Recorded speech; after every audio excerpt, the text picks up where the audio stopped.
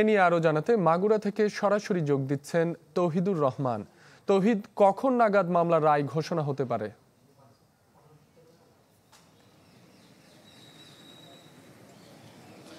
রাব্বি, পূর্ব ঘোষণা অনুযায়ী সকাল 10টায় আদালত শুরু হওয়ার পরই এই মামলার রায়টি পড়ে শোনানো হতে পারে বলে আমরা যতদূর জেনেছি। এবং আপনি জানেন যে বর্তমান অন্তর্বর্তীকালীন সরকারের মেয়াদে এই মাগুরার যে শিশু আসিয়া ধর্ষণ এবং হত্যা মামলার ঘটনাটি সারা দেশ জুড়ে আলোড়িত এবং আলোচিত ঘটনা এবং মর্মান্তিক ঘটনাও বটে।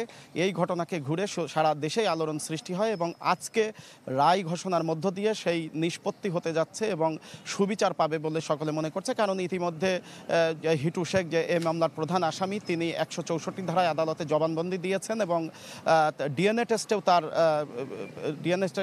সে দোষী বলে প্রমাণিত হয়েছে। সুতরাং আইনজীবীরা মনে করছেন যে আদালতে তিনি দোষী সাব্যস্ত হতে পারেন এবং আইন অনুযায়ী, নারী ও শিশু নির্যাতন দমন আইন অনুযায়ী যদি দোষী সাব্যস্ত হন তাহলে তার যাবজ্জীবন অথবা মৃত্যুদণ্ড পর্যন্ত হতে পারে।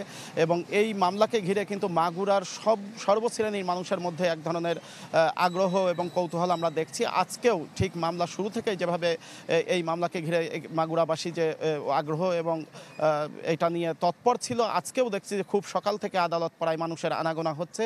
এবং আরেকটি যে বিষয়, এই মামলার রায় আপনি যেটা বলছিলেন যে 21 দিনে, এবং যদি কার্যদিবসের হিসাবে বলা হয় তাহলে মাত্র 11 কার্যদিবসের মধ্যে আজকে রায় ঘোষণা হতে যাচ্ছে, যেটা শুধু মাগুরার জন্য নয়, সারা বাংলাদেশের জন্য একটি নতুন ইতিহাস সৃষ্টি হতে যাচ্ছে। যে এত স্বল্প সময়ে, অর্থাৎ আদালতে যে মামলার দীর্ঘসূত্রিতা নিয়ে মানুষের যে অভিযোগ বিভিন্ন সময় দেখা যায়, সেটা যে আসলে সার্বিক চেষ্টা, তদন্ত সহ সার্বিক চেষ্টা যদি থাকে সেটা সম্ভব, সেটাও কিন্তু উদাহরণ হতে যাচ্ছে। এখানে একজন আইনজীবী আছেন, তার কাছে একটু জানবো এই মামলার প্রতিক্রিয়া।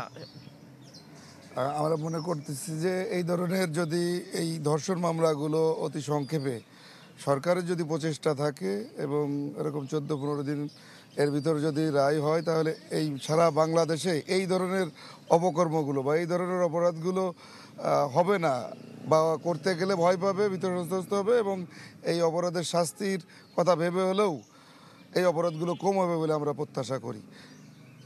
আমরা বিভিন্ন এই আইনজীবীর প্রতিক্রিয়া শুনছিলেন। আমরা এখানে মাগুরার বিভিন্ন শ্রেণী পেশার মানুষের সাথে কথা বলেছি এই শিশু আসিয়ার মায়ের সাথে। সকলেই চান যে এই মামলাটিতে সর্বোচ্চ শাস্তি দেওয়া হোক।